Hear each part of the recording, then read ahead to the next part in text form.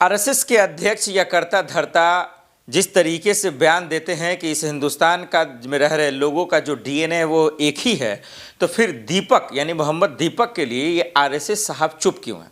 क्यों नहीं चले जाते उत्तराखंड? क्यों नहीं चले जाते उनके पास, उनके जिम में या उनके घर पर, और उनसे मुलाकात क्यों नहीं करते उस मोहम्मद दीपक से और एक मिसाल कायम करते? हम बात कर रहे हैं मोहन भागवत जी का। वो मोहन भागवत जी जो लोगों को नसीहत देते हैं, लोगों को दरअसल इस बात के लिए अपील करते हैं कि लड़ो मत, झगड़ो मत, ये देश सर्वोपरि है।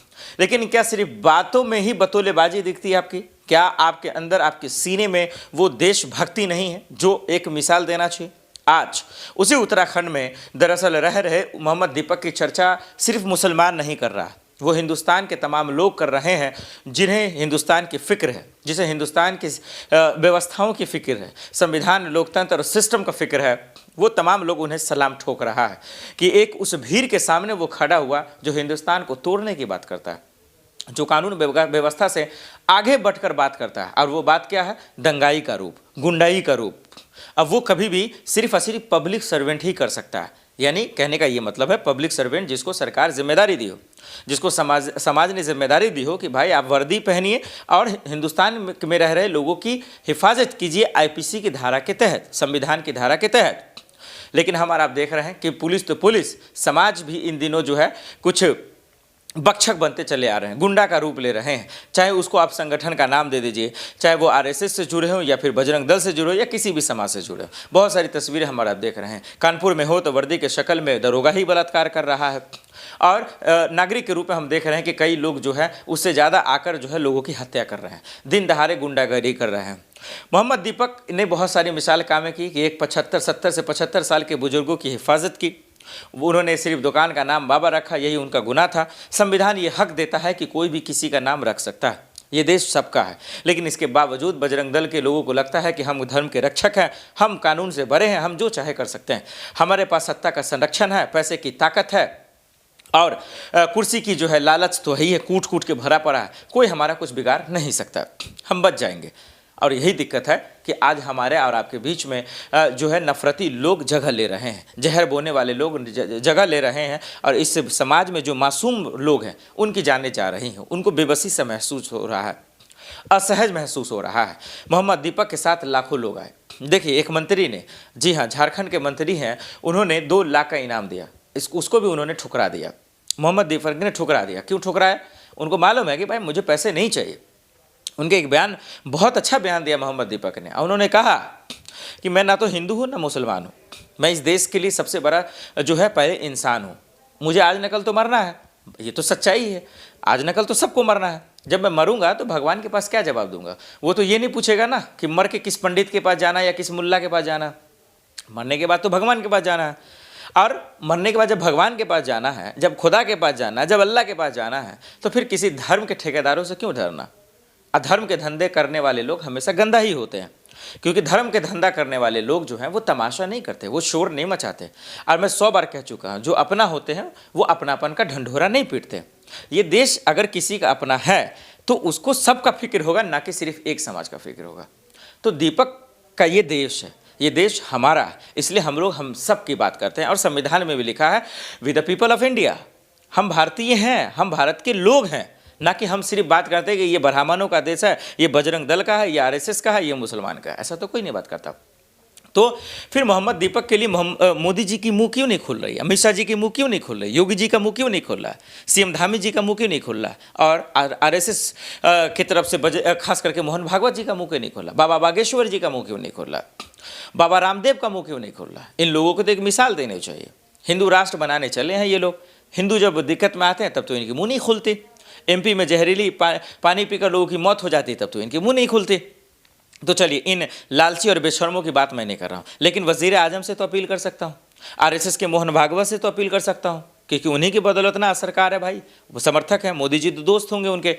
तो आप लोग कम से कम जाइए, दीपक का सलाम कीजिए, एफआईआर दर्ज उन्हीं पे करवा दिया। भाई उन्होंने जान बचाने आई और उन्हीं पे एफआईआर दर्ज करवा दिया। ये कहाँ का इंसाफ है? ये कैसा इंसाफ है? फिर समाज को बचाने के लिए, इंसान को बचाने के लिए, इंसाफ को बचाने के लिए कौन सड़कों पर आएगा? तो मोहम्मद दीपक को देखते हैं आखिर बचाने के लिए कौन लोग जाते हैं। हालांकि उन पर एफआईआर दर्ज हो गया। पुलिस अब क्या नया तिक्रमबाजी करती है, ये भी एक बड़ा सवाल है। इलाहाबाद हाई कोर्ट में अनुज चौधरी पहुंचते हैं और उनको एक तरीके से जीत मिल जाती है। हाँ दर्शकों, अब वो जेल नहीं जाएंगे, न ही वो अब गिरफ्तार होंगे।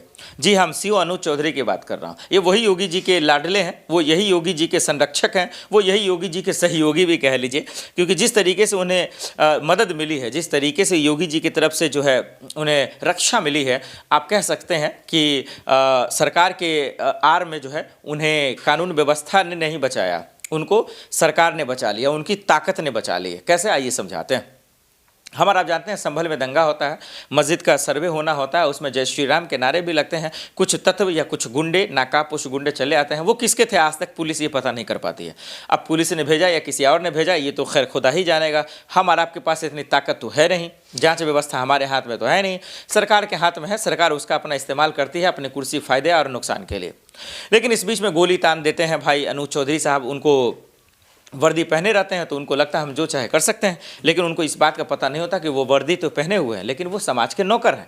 उनको ये पता नहीं होता है कि हम दरअसल जो है उनके नौकर हैं जिनके हम पैसा खा रहे हैं। उनका आदेश आता है, गोली चला देते हैं, मासूमों की जान चली जाती है। अब किसी का औलाद जाए तो बाप ही दर्द समझे ना। बाप दौरा दौरा जो है अपना कोर्ट में चला जाता है।